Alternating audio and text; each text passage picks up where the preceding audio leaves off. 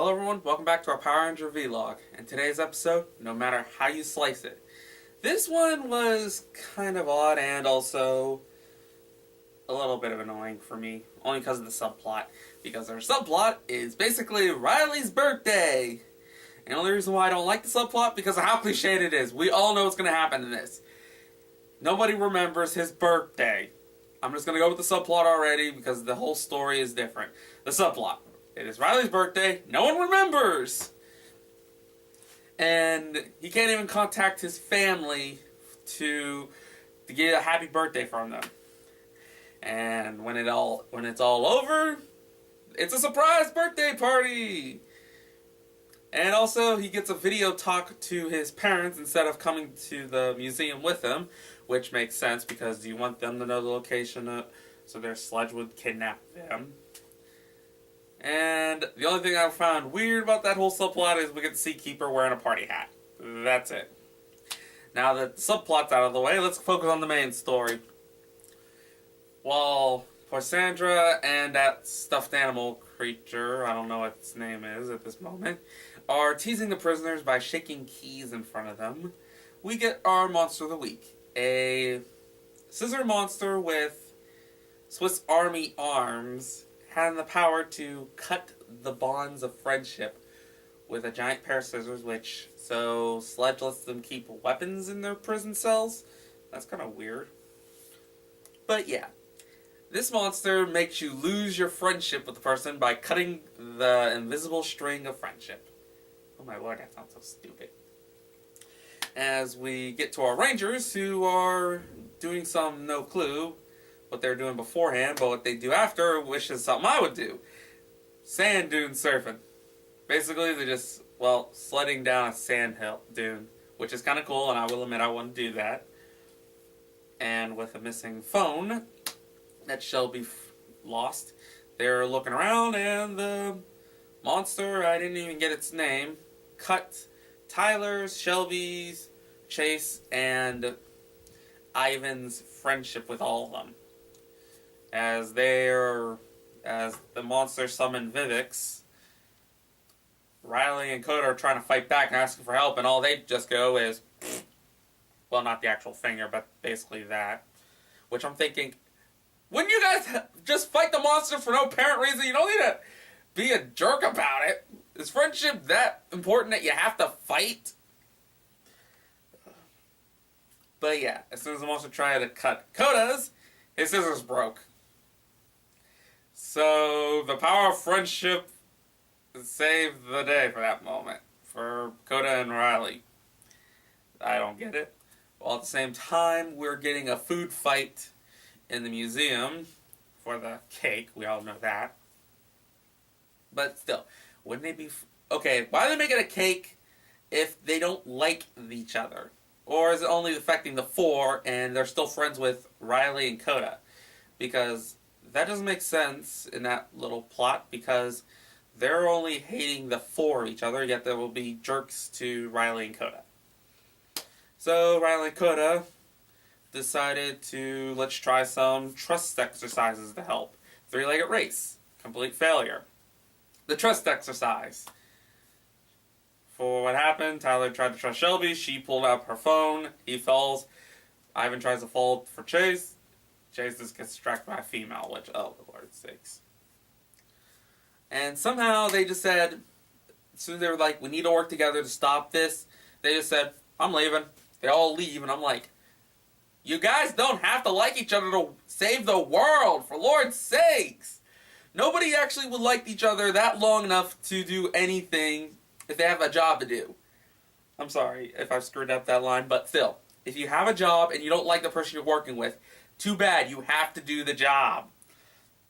Nope, they could still beat the crap out of Sledge, they just don't have to like each other while doing the whole crap. And somehow, because of their hatred for each other, the Energems are slowly dying on them. So it's either they fix that problem, or they look for new people to replace the Rangers. We soon discover that the reason why Coda's bond didn't break because he sees them more than just friends, as family. Which actually makes sense for Koda's point of view, since he is treated like the brother to all of them for how he acts to them. And when the monster got its scissors fixed, they had Riley and Koda had a smart idea of how they're going to stop him, which is actually the most weirdest, but actually makes sense. As soon as he was trying to cut Riley's bond, since he knows Koda's bond would break the scissors, he tried to attack Riley, which poof, scissors broke. Wondering why? They switched clothes and put on a wig. That was it. They just put on wig. They're just wearing the wigs of the other and putting on a different shirt, which would have helped. But so they both have the same body mass. I'm just questioning that one. But then again, I wouldn't pay attention that much until they revealed it. So they didn't do the grab the piece of scissors, run into the van while Kendall is making the antidote battery to save them. Our four Rangers are leaving the airport. Leaving for the airport. Which, okay, let's state some few problems with this. One, don't Shelby live there? I don't know about Shelby's backstory about this area, but don't she live in the freaking city area? Tyler has a car. He could just drive away. They're not on some secluded island. Ivan, does he even know what a bus is, or he's just doing the usual cliche stuff? Did they taught him what a bus is? They taught him the airport. They taught him all that real fast. The only one who makes logical sense is Chase, because he doesn't even live there. He lives in New Zealand. Just before they're about to board the bus, Deus Ex batteries, save them all. And at the time the monsters show up for reasons to that area, and then we begin their usual battleness, where they're all doing their morphing, poses, and explosive farts, which this time in a city, and why the government tried to find these guys for property damage, especially with the scissor monster poking holes in the ground. My only complaint for this whole battle, the finisher is Ivan and Riley. Wouldn't it be more sense it would be Riley and Koda to finish off the monster? Oh well.